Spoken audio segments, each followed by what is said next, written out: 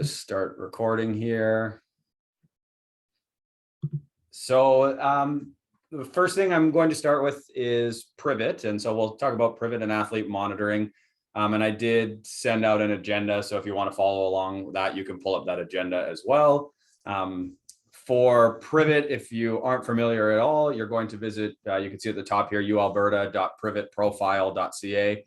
That takes us to the U of A specific website for PRIVIT. So you can't access this through PRIVIT's general website. You have to go to the one specific to the University of Alberta. On this main page, please make sure you do not register. Registering is only for student athletes. As a staff member, you all already have an account, so you will just log into your account. Student athletes are the one who would register. So we'll go ahead and log in here. And I've created a bit of a dummy account that is set up as a coach. This message will pop up each time you log in, and it's just some very brief, quick information that you can read through, kind of about what PRIVIT is. So you can click continue past that. And then here's your main landing page. So this is generally what the website should look like for you as a head coach, or if you delegate this to somebody else. And so from this main page is where you can access all of the features of PRIVIT. The main thing that as a coach, you're going to want to pay attention to is this manage teams function. There is a messaging function in PRIVIT. It is not commonly used by us. Generally, what you would see under messages is a quick note about an athlete's clearance status, but I'm going to show you a different way to get a sense of the clearance status. So it's not anything I would concern yourselves with looking at. Reports, also probably not something you regularly will use. I will show a couple of reports you might be interested in at the end. But as I said, the main thing you're going to want to focus on is this manage teams. A couple of other things here. You can contact therapy staff. That just goes to me. So I'm sure you have plenty of other ways of getting a hold of me. There's a section here where you can update things like your profile picture, change your password under account settings, pretty basic things. So that's all from the main page here. So we'll go into manage teams, and from this screen, for the most part, all of you will just see your one team. If you're a team or a head coach that has bears and pandas, you'll see two teams, because those are separated out as a bears team and subsequently as a pandas team. Pickleball is the newest sport to the University of Alberta for the PRIVIT demonstration. So that is the one team that I'm seeing here for my example head coach account. Pretty much the only thing you can do from this page is click into the members of your team. In this spot right here, you could search for a specific athlete on your team. So if you have a really large team, or if you do just want to quickly find one person, you could type in their name and it would pop up there. But for the most part, to see your list of athletes, you're going to click on this members button right here. So once you go into the members button, you're going to see a list of all your student athletes. These are all example student athletes. None of them are actually real people. Even the two that seem to have real names, they're just made up individuals. So here you'll see a list of all student athletes that have registered themselves to PRIVIT and joined your team. If you are looking at this list and you're not seeing one of your student athletes, one of two things has happened. Either they have not registered on PRIVIT at all, or they've registered on PRIVIT and they haven't yet joined the team that you have access to. If they have not registered on PRIVIT, I cannot register them on behalf of the athlete. The athlete must register themselves first. If they're registered, I can force them to join a team. Although, as you'll see in a minute here, or in a little bit here, joining a team is quite simple and one of the first steps the athlete will do. But those are essentially the only two things. So for the most part, if they're not on your team, it's because they haven't even registered to PRIVIT yet. So that's the kind of the list of athletes that you'll see here, or the list of all of your student athletes. And then from this page, without even diving into a single student athlete, you actually get a decent amount of information. And so it starts right from the left, where you can see an athlete in one of four colors. And we'll talk a little bit about what the colors mean, but it's probably pretty easy to guess that green means they're good to go. Red means something still needs to be done. And yellow also means some action still needs to be required. Blue is a bit of a unique color where they actually have not been cleared by varsity health staff to be safe to participate. But again, we'll get into that in a little bit. So what you're really hoping to see for your entire list of student athletes is everybody with a green name. If you went through and logged on and everybody has a green name, you can essentially be rest assured that everybody's good to go. The next thing that we're going to look at, we're going to skip over flagged info and clearance status for a second, and we're going to look at this column called status. And status basically represents whether the athlete has completed all of the required documentation that they're meant to complete. So for Teddy Anderson and this second athlete whose name is complete cleared, they have a green check mark. And so they have completed all the required forms and documents and things that they have to do on PRIVIT. So they've completed all of that. When we look at Jason Mendler and incomplete, not cleared, they have a red circle. And so that means they're missing something. They could be missing one form or they could be missing 10 forms. Either way, if they're missing something, they'll have this red circle.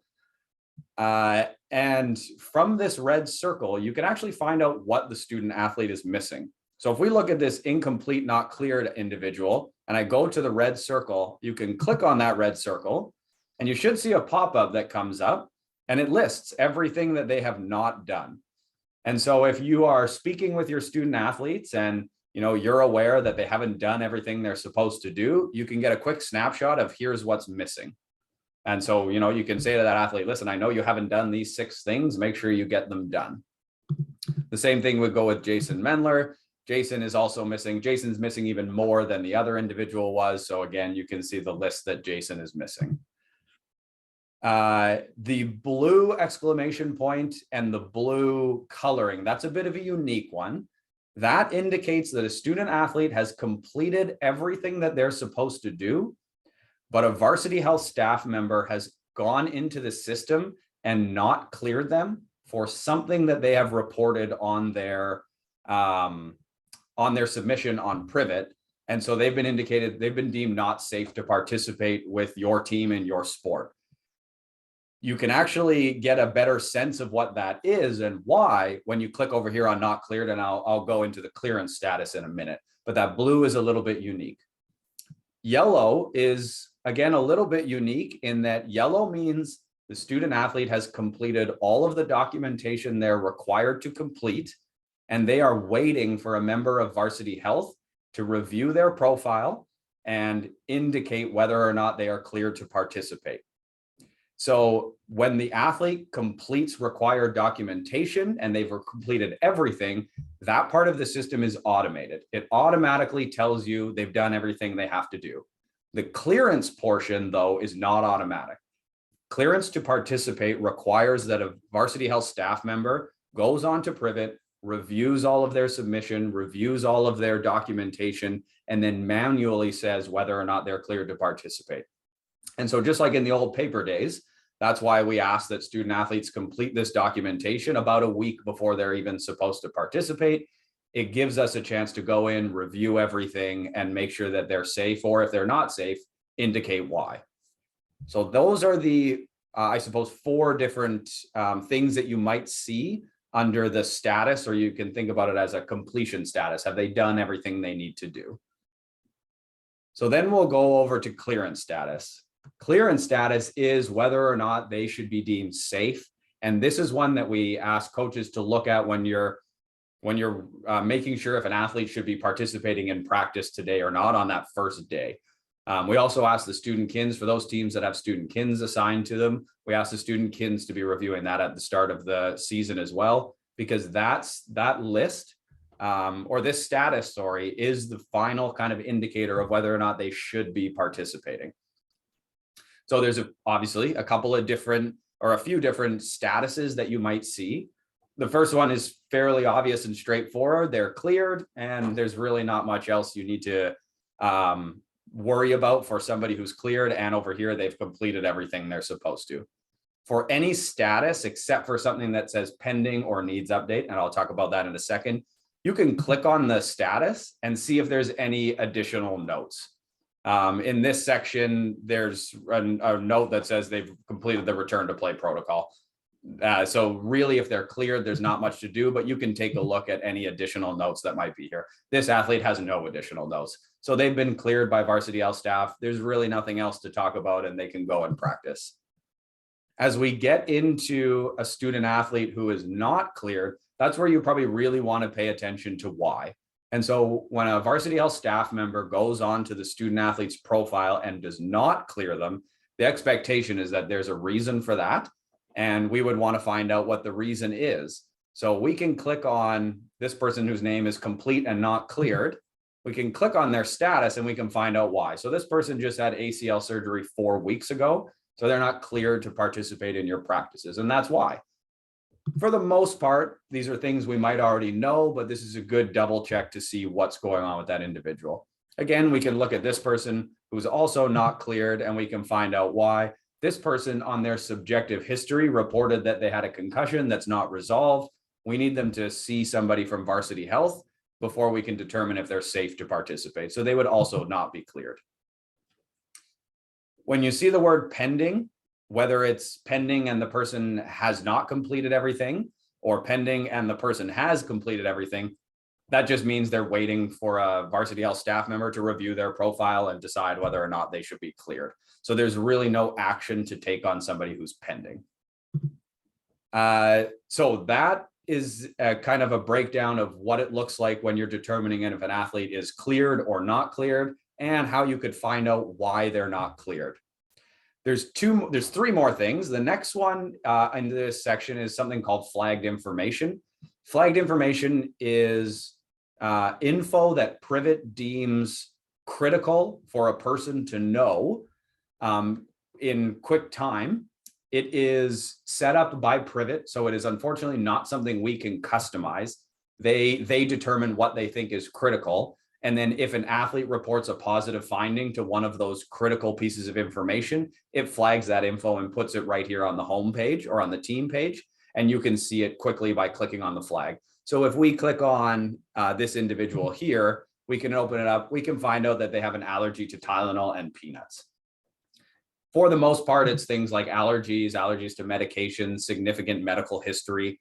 As I said, unfortunately, it's not something we can control. PRIVIT determines what is a piece of flagged information, but you can reference it there. So you can just get a little bit of a better understanding about significant things you might want to know about your student athlete.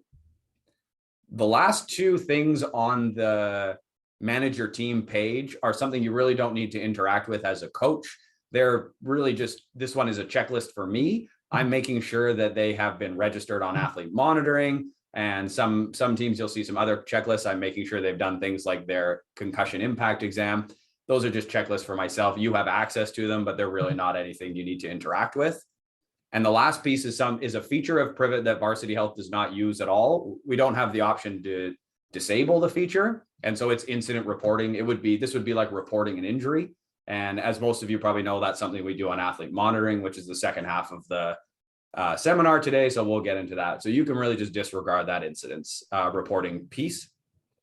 And so then that takes us to the last feature here, which is the athlete profile.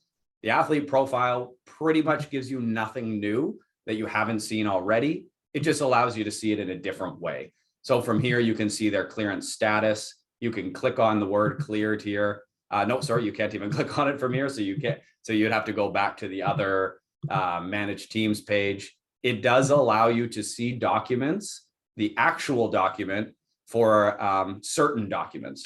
So when we were on the manage teams page, you could see that there was about 7 or 8 documents that some of the athletes were missing. As a head coach, you can see what they're missing, but you only have access to actually look at a few documents. So you can look at their CCS certificate. You can look at the concussion health and education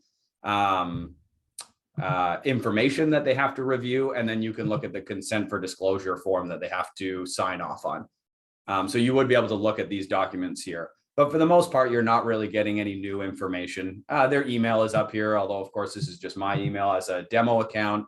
But for the most part, it's already information you've seen under this section as we go back under the managed teams section.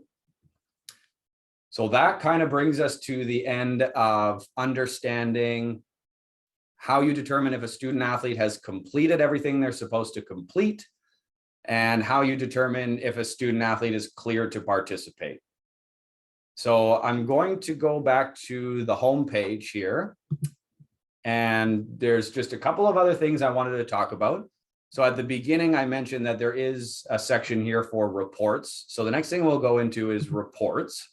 And these are the types of reports that a head coach could generate. A completion report is you can go in there and you can generate to see in one list who has completed everything that they have or have not. A submission report just really gives you a timeline on when student athletes submitted the documentation they are supposed to submit. Team roster, if you really like PRIVIT and this is how you want to see your team's roster, you could use that. Batch download allows you to download en masse any document that you as a head coach have access to. Flagged info is the same kind of idea. It allows you to download en masse all the flagged information about all of your athletes. Attendance report is a feature we wouldn't use because we don't use the scheduling function of PRIVIT. So those are the reports. They're not anything I would expect a head coach to use, but they're a feature there if you'd like to look around and try to use some of those. I would expect, if anything, you might use the completion report to see in one snapshot on an Excel who's done what they're supposed to or not. So that kind of takes us to the end of the coaches side of things. And we're near the end of the PRIVIT section. The last thing I just wanted to do is show you the student athletes side of things, because you don't have access to see what a student athlete sees. And so I'll just go into a demo student athlete account here. Just bear with me for a second. And so the student athlete gets that same message you can see there. This is my administrative account, so just disregard that. These are my 3 example student athlete accounts. So we'll go to this individual who is incomplete and not cleared. And so this is what a student athlete sees. And really what I want to draw your attention to, if a student athlete is asking you for help, is this bar, these 2 bars at the top, because this is what the student athlete should really be referring to when they're trying to figure out, what have I not done here? So if a student athlete is asking for help navigating what they haven't done, tell them at the very top of their main homepage is a giant bar that is either orange or green. If it is orange, that means they're missing some of their documentation. If it's green, it means they've done everything they're supposed to do. If the student athlete has an orange bar, tell them to hover over it and it'll actually show them everything that they have not yet completed. So this is similar to what you saw as a head coach. The student athlete can also see this and they can go, oh, there's all the documentation I haven't completed. I should go do that. To make things even simpler for the student athlete, they can click on this bar. They can click on one of the documents they haven't completed, and it will take them right to that document where they can go review the document, do anything that's required by that document, save it, and submit it at the bottom. So that, and then once they save and submit or hit cancel, it'll take them right back to the home page and they can repeat that same process again. So that is a really good feature for the student athlete to use when they're trying to figure out, what am I supposed to be doing here? What am I missing? The second bar at the top is their clearance status. So again, you as a coach can see their clearance status. The student athlete can see if they've been cleared. So as we know from previous, this student athlete has not been cleared. So they got the giant orange bar. They should know, I haven't been cleared. Same as the head coach, the student athlete can click and go, why am I not cleared? And they can review and see, oh, I reported that unresolved concussion I'm still dealing with. I need to talk to somebody from Varsity Health. I'm going to go ahead and do that. So that gives them a sense of why they're not cleared. If the student athlete is cleared, they'll get that green bar, and the green bar will just say cleared, good to go, nothing to worry about. The last thing they might see here is pending. Similar to what you saw, they'll get a gray bar if they're pending. I can actually show you, sorry, I'll show you an example of that right here. So this athlete has completed everything, green bar, they're waiting to be cleared. That's another question we get from student athletes quite commonly. Why haven't I been cleared? Just let them know that Varsity Health has to manually review their profile. So it's not an automatic thing. And that's, again, why we ask the student athlete to complete their PRIVIT profile about a week before they're supposed to start training. Then as the student athlete scrolls down, here's a running list of everything they're supposed to complete too. It will say, and I'll go back to this person who's not complete here. So it will say on the side, if they need to update it, if they need to continue and actually complete it. Here's an example of something that's incomplete still. This one, so all of these are still incomplete. Some of these require signatures so the athlete can see if they need to sign something. So again, this is just a running list. So another way for the student athlete to see, here's all the things I'm supposed to complete. Or they can always default, as I said, they can always default back to the beginning, click on here and work through all the different documents that they need to complete.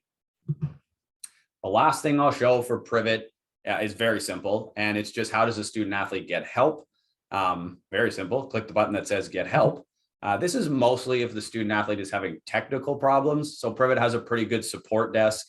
They can submit a ticket here. They can watch tutorials, FAQs, how-to guides. Submitting a ticket is probably the best way, in my opinion, to get the help that is specific to what they are doing. PRIVIT's usually pretty good. They'll get back to the athlete within a day or two. So they can, they can upload a screenshot of what's gone wrong there. I would say they mostly want to use the help center for technical problems. If they have a question about one of our forms, why am I filling out this form? What is this form for? That kind of question, I would say, is better directed towards somebody from Varsity Health. Why do I have to sign a consent for disclosure form? That's not really a technical question. But if they're going through a PRIVIT and it won't let them save a form and they just keep getting an error message, that's a good question to send a technical support request off to PRIVIT. That brings us to the end of PRIVIT. I think what I'll do here is stop recording and start a new one for Athlete Monitor.